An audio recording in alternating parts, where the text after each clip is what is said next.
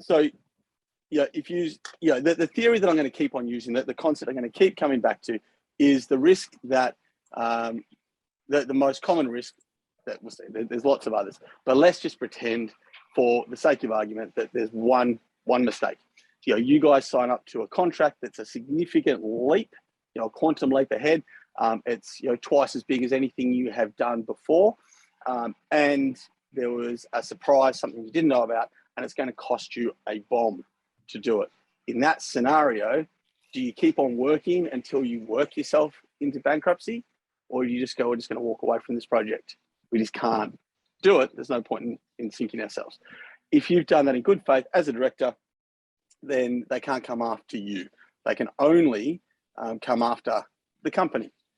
Now, the other relationships that a company then typically has will be employees.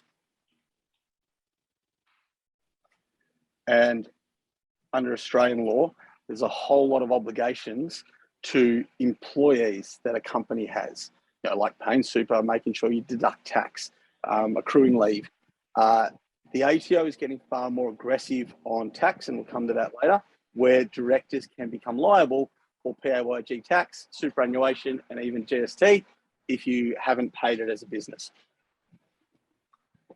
But only under very specific circumstances, and it's not too hard to avoid. The other one is then suppliers or contractors. These guys are easy. They are a business-to-business relationship. They are big and bad enough to take care of themselves, as are you. So the only one you really have an obligation to there is employees. Now, often when we start off, we are wearing all of the hats. We are the sole shareholders. We are the sole director. Early days, we might be the sole employee. You're going to have employer, you're going to have supplier and contractor agreements in place. But most of the hats are all going to be you. But you've got to remember that all legislation is written as if you are CommBank, right? Something to touch on briefly there is, if you ever look to have additional shareholders in, you can have different types of shares. Again, this is just to give you guys all the knowledge. There's different classes of shares. You can make shares in your company do whatever you want. Typically, you'll see when you do a company search, you'll have ORD, ordinary class of shares. You might create, a typical shelf company will have 2 $1 shares. I like to always have at least 10,000 shares at, if you're going to make it for $100, you just go, well, they're 10 cents each or 1 cent each or 0.0001 cents. Doesn't matter how little the shares are worth. It just makes it easier to divide up if you want to bring in minority shareholders later. Ordinary shares, 1 share, 1 vote, all that sort of thing. You can have Class A shares, where 1 share equals 100 votes.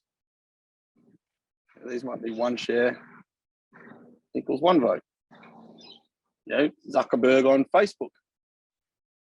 The only shares that have voting rights are his. No other share type that you buy on the, I don't know what it's this, I think it's the NASDAQ or the US or the New York Stock Exchange. You can buy shares, but you can't vote. Zuckerberg controls Facebook, even though he doesn't own the majority of it. There's, I think it's Westfield listed, and the only thing you get is dividends. You don't get voting rights. No, actually, they didn't even give you dividend rights. That's right. All you got was capital gains from it. So you can go, look, we're going to create a Class Z share, and you can get no voting rights and no dividend rights. You can make them whatever you want.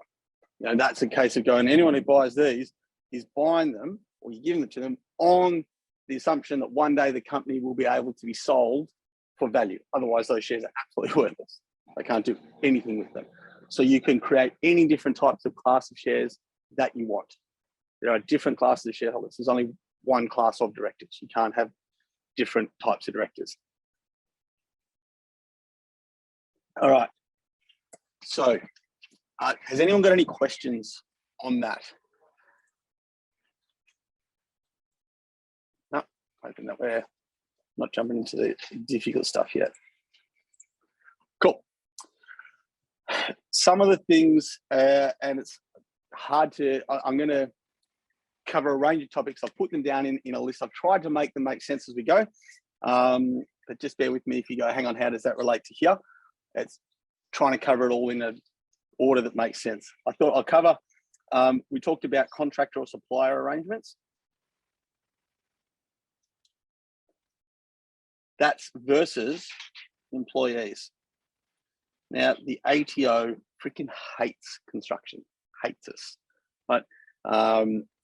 Their industry is full of what they call sham contracting. Sham contracting is any time you use a subcontractor who they say in reality should be an employee. And we've gone through this once before when we looked at it, where we said, right, what are the different types? And it's got to pass the smell test, but it's got to be, can they assign their work to someone else? Can they choose how and when they do the work? Are they paid on a fixed price? Do they supply their own tools and uniform? Those are the main sort of things that they're looking at when is this person an employee or are they really a contractor? So if you hire someone and say, do this cladding, I'm going to give you $5,000. I don't care how you do it, who you do it, as long as you come up and do it in this time frame. Use your own tools, use your own guys. If you want to give it to your other mate and give him $4,000, that's fine. Definitely a contracting arrangement. When you get someone in and you just go, right, you don't want to be an employee, you're going to be a subby. I'm going to pay you $40 an hour and you're going to do it. I want you to do this side first. No, don't do it like that. Do it like this. Even if they use their own tools and you don't supply uniforms, you are giving them clear direction and you're in control of that project. It's almost certainly going to be determined to be an employee-employer arrangement if it was ever tested. Now, what that means is, like we've talked about in the past, the risk you run there is, I've shown you that hourly rate sheet where $40 per hour as a subby used to equal roughly $27.50 per hour as an employee.